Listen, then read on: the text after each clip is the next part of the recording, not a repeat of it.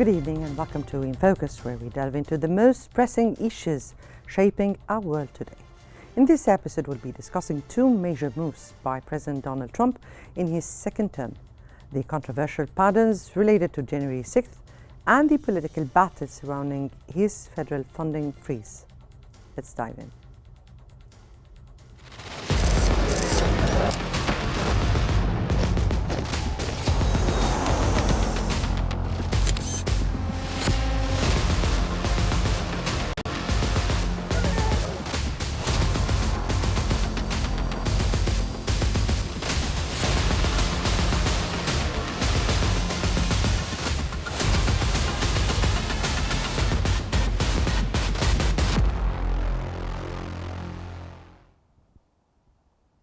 President Donald Trump has ignited a political firestorm with his decision to pardon over 1,500 individuals involved in the January 6th Capitol events. Critics argue this undermines justice, while supporters see it as a bold correction of perceived wrongs. The New York Times article, Trump's January 6th pardons, a dangerous precedent for political violence, highlights serious concerns about the impact of these pardons. Critics warn they may embolden political extremism and undermine the rule of law, setting a troubling precedent for the future administrations. This decision raises pressing questions about accountability, justice, and its potential to deepen political division.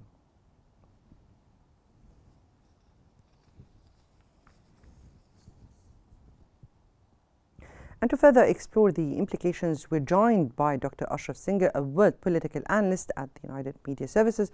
Dr. Singer, many thanks for you for being with us on Q today. And let me start here with the latest events, and definitely after President Trump assumed office. Now, President Trump has referred to those pardons as political prisoners. How do you interpret this framing, and what does it say about his leadership in this term? This is a very, very critical for democracy in the U.S. President Trump, pardons, people were related to the January 6th event. These guys, they were, at that time, they were tied to the violent Capitol Hill. So this type of violence, it was really noticed by all the Americans. Many Americans, they didn't like that case, and even the level of democracy or the rank of the democracy by America compared to the other European countries, for example, got lower compared to the previous score. So Trump had expressed, support for these guys, and what he said, and it was really disaster from my point of view, that Biden pardons some people too. This is what Trump said. Biden pardoned his son, Hunter. So this is what Trump really used this action by Biden as a political means to pardon, all of these guys, they were participated in January 6th events. But we have to note that also the decision made by the previous administration was also a president, right? Yeah, it was a president. Yeah. So this is what he. I'm sorry. You mean that is the President Biden made? No, that it decision? was a precedent. It never happened before. Also. Oh no! It happened. It happened many times, but not that kind of a scale and or that number by Trump. No. I was speaking about the previous administration. The previous administration and the pardon of President Biden to his son. Yeah. This is a new. Yeah, it's not really occurred before in the U.S. parliament. This is why Trump, got angry, and that That is what his reaction, to pardon these guys, like uh, equal. Mm. You did that for your son. I will do that for the For this guy. whom he termed as political prisoners, right? Yeah, yeah, yeah. Mm. That's true. But you know that by constitution, by the U.S. Constitution, they use the law correctly. They use their authority correctly. I'm not saying they were not. So the Constitution didn't really prevent, either Biden or Trump from doing that. But Mm. in terms of understanding, the environment of the U.S. Politics, this is really big, and this is gonna to affect the next election, next election, that kind of conflict between the Democratic Party and the Republican Party. Mm. And in terms of, undermining, the justice and in encouraging violence, because, if you are not respecting the law, this is gonna to encourage other guys, to violate, and they probably are or were dreaming, or waiting the next president, to give them that Mm. excuse. Uh, that is what happened, or that pardons happened Mm. by Biden and Trump. Then let me here ask you, those parties have divided the Republican Party themselves. Now, how significant do you think these internal conflicts are for the grand old party, or the GOP, as we approach the 2025 elections? Yeah, for many Republicans, that's what they considered, what they were and are considering. That pardon by President Trump, it's just like protecting some people. They were enthusiastic, and they were really nationalistic, or they were, helping, the U.S. as a protecting U.S. democracy. This is from their point of view. So we have like two different points of view from Democratic Party and from Republican Party, but both of them, they are against each other. But all of them, they are against democracy. This is what I believe, uh, in terms of giving that pardons, for people that, from uh, political point of view, or from like using, that pardons to just to extract, or getting more popular in their in their teams, or with their people. This is what I believe, but this is not completely. It's a healthy environment for the U.S. Now, some of the critics have spoken and warned that such pardons might embolden future acts of political evil or violence. Now, from your Yeah. perspective, how valid are these concerns, and what impact could they have on the domestic stability in the US? Thank you for that question, because Democrats, what I'm watching, or what I'm seeing, or following, many Democrats are likely to give that kind of strongly or strong opposed to that parties.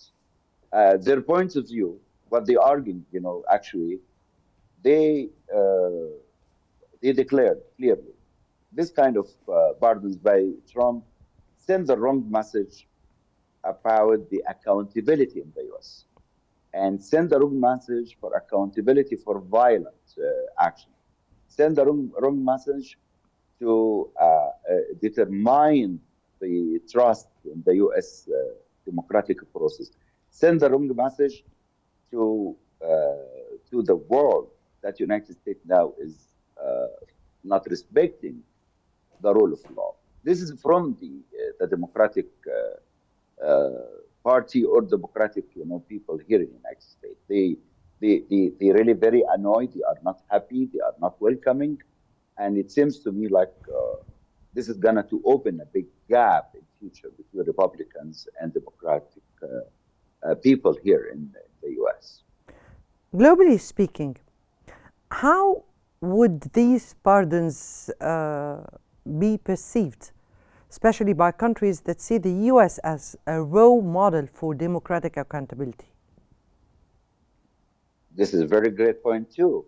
You know, Republican now they are controlling the Senate, controlling the House, and the executive power. So basically, what they are saying to the world, this is, the United States business. Basically, if any country, would, to send a critique to the US, they are not really happy to listen to that type of critique. This is like definition of power that United States doesn't like, or the people in the White House now, he don't like to receive a critique even from countries in Europe.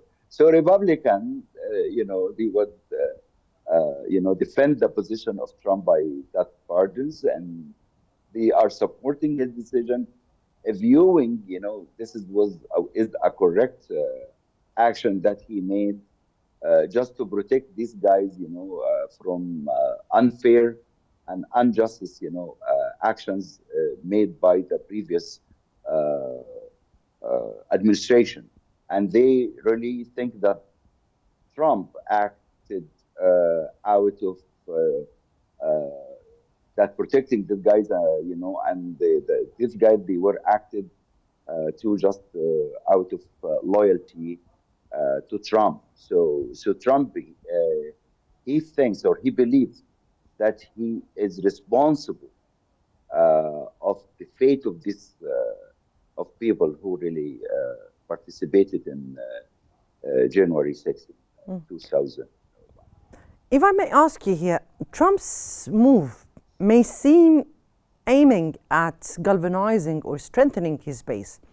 Could this alienate moderates and independents, or would it solidify his support, particularly among his core voters? Yeah, of course, 100%. What Trump, made for pardon these people, of course, these pardons, could give Trump and MAGA and his supporters like a significant implication for upcoming election. And this is very crucial next election after Trump. Still, the competition between Democrat and Republican is on. Trump will be out of the picture as he came out of DC or came out of Washington. There are a number of rumors, around, the next election in the next, that probably his son will be, candidate as vice president. So it seems to me like now it's Trump family will repeat what George Bush, family did for the U.S. election or the next presidential election. But currently, Trump, continue to influence, this community or his foundation of this number of people. They were and are supporting Trump. So basically, this action that he did pardon, these guys, of course, this is well increase the number of supporters for Trump, and this type of actions, of course, it's be welcomed by many Republicans in terms of supporting the Trump decisions. And it seems to me like, every party now is representing true believer for their ideas or their actions. And this is, I can tell you, this is pretty new in the US politics. Mm-hmm. Dr. Singer, please stay with us as we will return to discuss another significant development, which is the federal funding freeze by President Trump. Stay tuned. Donald Trump is his name, and he's there to stay. As unlikely, impossible, is now reality. Powerful. We will win, win, win.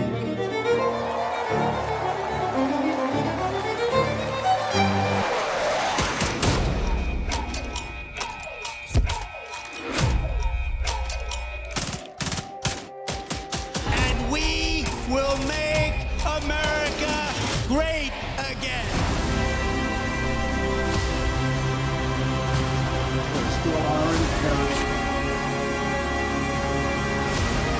We will very quickly make America great again. President Trump's sweeping executive order to freeze federal funding for programs approved by Congress has set the stage for a major political battle. Democrats have called this move a direct challenge to their authority, raising questions about executive overreach and the future of governance in the U.S. President Trump's funding freeze has triggered a major shutdown with House Democrats, who argue it undermines key programs and violates Congress' authority under the Impoundment Control Act of 1974. According to Politico, Democrats plan legal challenges and are using this as a rallying point to highlight executive overreach. Republicans are split. Some back Trump's bold move, while others fear backlash from affected constituents.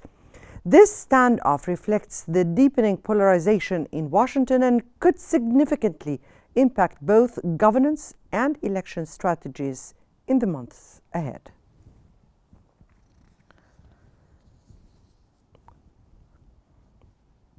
Back to you, Dr. Ashraf, and let me here ask you, this funding freeze challenges the Congress authority under definitely the Impoundment Control Act 1974. Now, how does this reshape the balance of power between the executive and the legislative branches? Yeah, according to the U.S. Constitution, the balance of power, check and balance, the legislative authority, which is the Congress, had that power to control the funding. This is mean they can really undermine, limited the power of executive power to execute or operate a specific, actions for the U.S. economy or even for the foreign policy. In other words, freezing funding is one of the legislative tools that the House has to operate or to influence over the executive branch. And this time, it's remind me of that kind of battle and conflict which occurred a long time ago between Democrat and Republican. This time of beginning of Trump will enjoy 2 years because the Republican Party is controlling the House, the Republican Party is controlling the Senate, and of course Trump is on the top of the executive branch. Means that Trump will execute many of his executive orders if they were not challenged by the court, and if the court, canceled or revoked this number of the executive order, Trump does need to reshape and rewrite this number of executive orders again. But generally speaking, I would say Trump will enjoy, controlling, the executive power and the legislative power, and the question now will be forward to the judicial power, which is represented by the Superior Court, the U.S. Supreme Court, that will may involve in that kind of actions by Democrat and Republican. But it seems to me like in history that the U.S. Supreme Court, they didn't like to play too much between the executive branch and the legislative branch. We're Democrat, they are not controlling the Senate and the House, but Republican are not controlling the House and the Senate by that huge number. It seems to me like 4 seats in the House and 2 seats in the Senate. So this is not really huge majority. So I'm expecting, Democrats can really convince some Republican.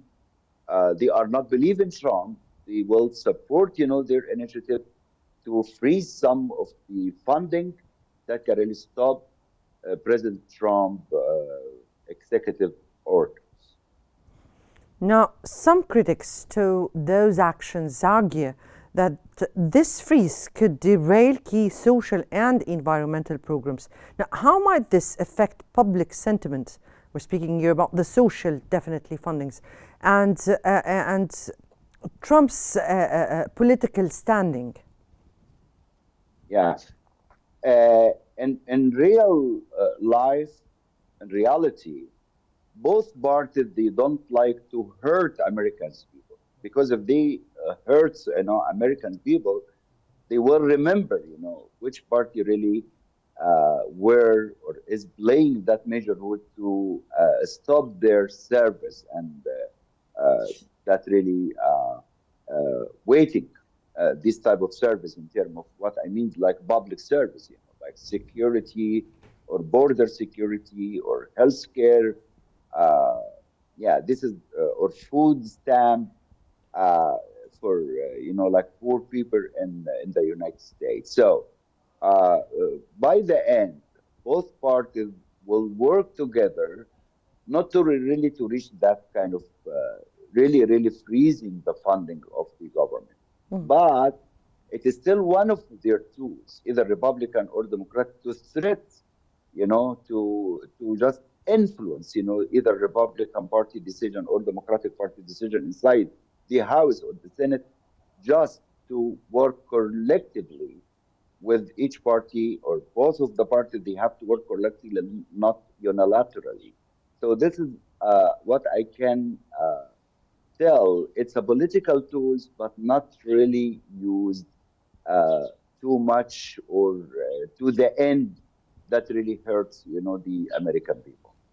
Now, looking ahead, from your point of view, how might this confrontation between the Congress and the White House influence voter narratives and political strategies at this upcoming elections?